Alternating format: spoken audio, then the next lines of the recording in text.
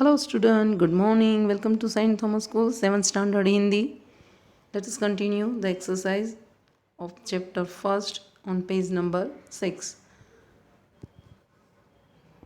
समानार्थी शब्दों के सिनोनिम्स, यहाँ पे इसकी डेफिनेशन दी गई है, वो पढ़ लेते हैं। जो शब्द समान अर्थ बताते हैं उन्हें समानार्थी, समान अर्थ वाले या पर्यायवाची, गुजराती में उसको पर्यायवाची शब्द कहते हैं। ओके, नीचे दिए गए शब्दों के समानार्थी शब्द चुनकर लिखो।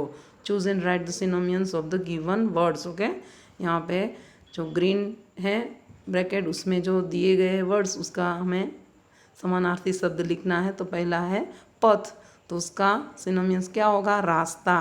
बाद में जननी तो माँ, ताकत तो शक्ति, भय तो डर। ओके, अब नेक्स्ट जो क्वेश्चन है वो समान तुकने वाले शब्दों को मिलाना है। ओके, समान तुकने means match the pair of the rhyming the words. तो શું છે? बच्चे तो कच्चे, ये रीते समान तुकने वाले शब्द हमें यहाँ पे बनाने हैं। तो यहाँ एग्जाम्पल है बच्चे तो कच्चे, धूम तो सून, जय तो भय, पथ तो रथ। ओके, छोड़ेंगे तोड़ेंगे, लास्ट जो वर्ड है, लास्ट है गे, थ, य, चे, न, वो सब समान आते हैं। देखना आप, डोलेंगे तोलेंगे, ठीक है। सिर तो फिर, नाता तो भाता, ता आया ता, गे गे और र, सिर तो फिर, दोनों तरफ र। ओके, तो यहाँ पे समान तुकने वाले शब्द आप समझ गए होंगे।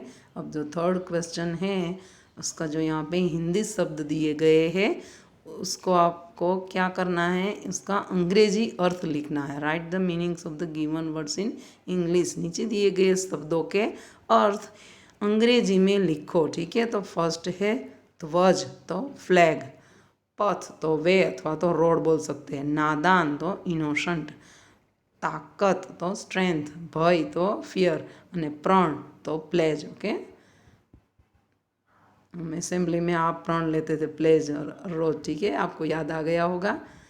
अब फोर्थ क्वेश्चन है, नीचे दिए शब्दों का वाक्यों में प्रयोग करना है। जो मैंने आपको टेस्ट में यह क्वेश्चन पूछा था। ओके, और आपने लिखा भी है। क्या लिखा है? मैंने पूछा था आपको आम, हलवा जैसे शब्द पूछे थे, ठीक है। वर्ड्स आपको मैंने 20 मार्क्स का जो भी टेस्ट गया था, मंथली टेस्ट, उसमें पूछा था। तो प्लीज़ आप जो भी उसका प्रयोग करें, जो भी सेंटेंस बनाएं वो अच्छे से बनाएं, ठीक है। आम तो एग्जाम्पल स्वरूप मैंने आम आपको दिया था वर्ड, तो आपने लिखा आम हमारा राष्ट्र फल है। ओके, आम हमारा प्रिय फल है, वो भी चलेगा। पर बाद में आप लिखोगे कि आम वो आम के पेड़ पे लटके होते हैं, आम का रस निकालते, तो प्लीज़ ऐसे सेंटेंस मत बनाओ, ऐसे फनी सेंटेंस मत बनाओ, ठीक है। तो ध्यान से लिखो, खास करके आप जो भी यहाँ पे आपका चैप्टर है उसके इर्द गिर्द हमको वो सेंटेंस चाहिए, नहीं कि आपका घर के सेंटेंस बनाओ, ठीक है। अभी हलवा तो ठीक है, हलवा मीठा होता है, उसका स्वाद मीठा होता है, तो फिर ऐसा मत करो कि हलवा मम्मी घी में बनाती है, हलवा मम्मी कढ़ाई में बनाती है, ऐसे सेंटेंस नहीं चलेंगे, ठीक है। मुझे भी चेक करने में हंसी आएगी तो आपको भी हंसना आएगा ही, तो ऐसे सेंटेंस मत बनाओ, ठीक है। यहाँ पे अभी देख लेते हैं क, भारत, ठीक है। तो भारत में हिंदू, मुस्लिम, सिख सभी धर्मों के लोग मिलकर रहते हैं। ख, हिम्मत, मैंने पूरी हिम्मत से अपने अंदर की आवाज़ सुनने की कोशिश की। अभी यही वर्ड मैं आपको एग्ज़ाम में पूछूंगी तो आप क्या लिखोगे? मैंने पूरी हिम्मत से वो किया, अपनी पूरी हिम्मत से मैंने झगड़ा किया, ऐसे ऐसे आप लिखते हो सेंटेंस, ठीक है। तो प्लीज़ आप ऐसा मत लिखो, अच्छी तरह से ध्यान से शब्दों का प्रयोग करो, किसमें? वाक्य में, सेंटेंस में। ओके, कच्चे, ये आम बहुत कच्चे है। ओके, अब यहाँ पे ऐसे नहीं, ये बच्चे बहुत कच्चे है, ठीक है, ऐसे नहीं लिख सकते, ऐसे नहीं कह सकते।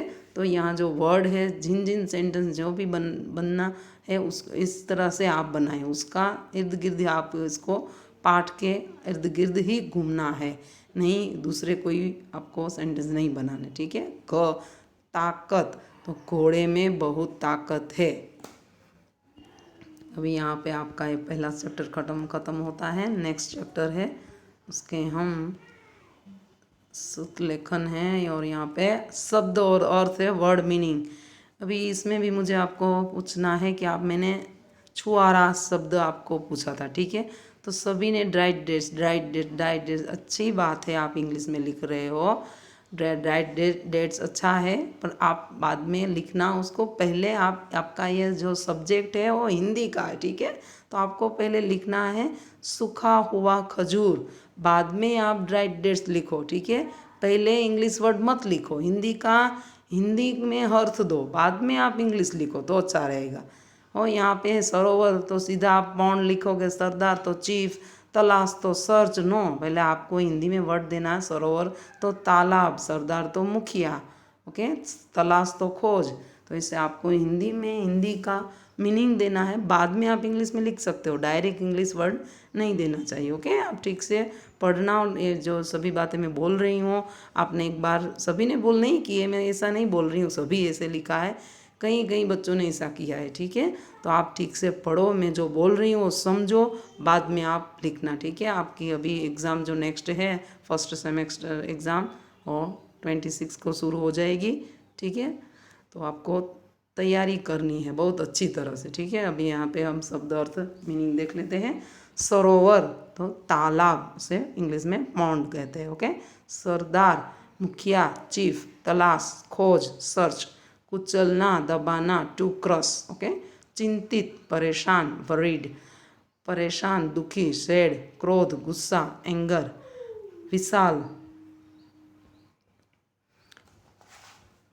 बहुत बड़ा, हग शीघ्र तो जल्दी, सर्वनाश तो सब कुछ खत्म होना, डिस्ट्रॉय, ओके। फिर भयभीत डरा हुआ है, भयभीत डरा हुआ तो फ्राइटनेड, ओके। उसको दूसरे वर्डों में वो ऐसा भी बोल सकते हैं, टाइमरोस भी कह सकते हैं, भयभीत डरा हुआ, ओके। परछाई छाया, शेडो, क्षण उसी समय, इमीडिएटली तात्कालिक, क्षमा माफी, अपोलॉजी। नेक्स्ट यहाँ पे चंद्रमा, चांद, मून, दूत, सर्वेंट, दल, भीड़, सभा तो गैदरिंग, स्वीकार तो एक्सेप्ट, लहरें, वेव्स, तुरंत, इमीडिएटली, फिर से यहाँ पे 2 बार दिया गया है। निश्चय तो डिसीजन, तरकीब तो आइडिया, ओके। मुहावरा है, इडियम्स, दांत पीसना, बहुत गुस्सा होना, to be very anger, okay. Next हम देख लेते हैं क्वेश्चन आंसर, स्पीकिंग स्किल्स। खरगोश कहाँ रहते थे, तो खरगोश कहाँ रहते थे, खरगोश जंगल में एक सरोवर के किनारे रहते थे, ओके। खरगोशों का सरदार हाथियों के सरदार को कहाँ ले गया, तो खरगोशों का सरदार हाथियों के सरदार को एक तालाब, एक सरोवर के किनारे ले गया, ओके। हाथियों ने सरोवर के जल में किसकी परछाई देखी, तो हाथियों ने सरोवर के जल में चंद्रमा, चांद की परछाई देखी। यही आंसर है जो मैं बोल रही हूँ, तो ठीक से आपको यहीं पे लिखना है। हो तो हाथियों ने सरोवर के जल में मेरी परछाई देखी, ऐसा भी लिखना है, ठीक है, ऐसा नहीं लिखना, ओके। कहीं कहीं एकदम आप कैसा लिख रहे हो प्लीज़ आप पढ़ लेना, ठीक है। बाद में पेपर आपको भेजना है, यहाँ पे आप पढ़ लो पहले क्या लिखा है, ठीक है। लिखी थे यहाँ पे राइटिंग स्किल। खरगोशों का सरदार क्या देखकर दुखी हुआ, ओके। तो क्या देखकर दुखी हो गया, तो हाथी अपनी सूंड में कभी पानी भरकर फेंकते थे। वे कई क्रिया करते थे, हाथी ऐसे क्या करते थे, खरगोशों का सरदार इतना दुखी हो जाता था, इतना व्यथित हो जाता था, क्या, तो कि कभी कभी वो सूंड में, तालाब में से अपनी सूंड में पानी लेकर इधर उधर भरकर फेंकते थे, तो कभी खरगोशों को अपने पैरों के तले, पैरों के नीचे कुचल देते थे। यह देखकर खरगोशों का सरदार दुखी हुआ। तो आपको यहाँ पर ओनली ऑन 2 वर्ड्स ही याद रखना है, क्या, सूंड और पैर, यही 2 शब्द आप याद रखोगे तो आपको पूरा क्वेश्चन आ जाएगा। सूंड में पानी भरकर फेंकते थे, और पैर तो खरगोशों को, कभी कभी हाथी से और खरगोशों को अपने पैरों तले नीचे कुचल देता। 2 शब्दों के आधार पर आप पूरा अपना आंसर अच्छी तरह से लिख सकते हैं। इससे आपको करना है, अगर ट्राई करना आप। खरगोशों के सरदार को क्या तरकीब सूझी? तो खरगोशों का सरदार हाथियों को लेकर तालाब के पास ले गया और चंद्रमा की परछाई दिखाई। ओके, वो सरदार जो था खरगोशों का, वो हाथी के सरदार को लेकर तालाब मीन सरोवर के पास गया और उसने चंद्रमा की परछाई दिखाई। जो यहाँ पर आप कितने वर्ड्स याद रखोगे? तो एक तालाब, सरोवर और चंद्रमा, बस 2 वर्ड्स के आधार पर आप अपना पूरा आंसर यहाँ पे लिख सकते हो। हाथियों का सरदार भयभीत क्यों हो गया? तो खरगोशों का सरदार हाथियों को चंद्रमा की परछाई दिखाकर कहा कि तुमने तालाब का पानी गंदा किया है, आप लोग अपने दल के साथ यहाँ से शीघ्र ही चले जाइए, वरना आपके दल का सर्वनाश कर देंगे। ऐसा किसने बोला? खरगोशों का सरदार बोला। किससे? हाथियों के सरदार से। इसलिए हाथियों का सरदार भयभीत हो गया। वो झूठ बोल रहे थे, पर हाथियों का सरदार ने उसे सच मान लिया। ठीक है, तो ऐसा होने पर वो भयभीत हो गए। तो यहाँ पर चंद्रमा की परछाई और पानी गंदा, और क्या याद रखोगे अब? दूसरा जंगल, ठीक है, और सर्वनाश। ऐसे 3-4 वर्ड से आपको याद रखना है। पूरा ऐसे पढ़ के रटना नहीं है प्लीज़। ओके, खरगोशों का सरदार हाथियों को चंद्रमा की परछाई दिखाकर कहा कि तुमने तालाब का पानी, ऐसे 5 बार रटने से कुछ नहीं होगा। ठीक है, आपको वर्ड्स पकड़ना है, जो मेन वर्ड्स है उसको पकड़ के 3-4 वर्ड्स अपने दिमाग में बिठा लेना है, तो पूरा आंसर आपको आ जाएगा। रटना नहीं है प्लीज़। ओके, तो आज से आपको नुकसान होएगा और आपको नहीं आएगा। ठीक है, अब नेक्स्ट वीडियो जो है हम आगे देखेंगे उसकी एक्सरसाइज। ओके, आज यहाँ ये वीडियो रिवीजन का यहाँ तक रखते हैं। Your first semester exam will start in 26 October. Please read all the chapters very well. Okay, thank you.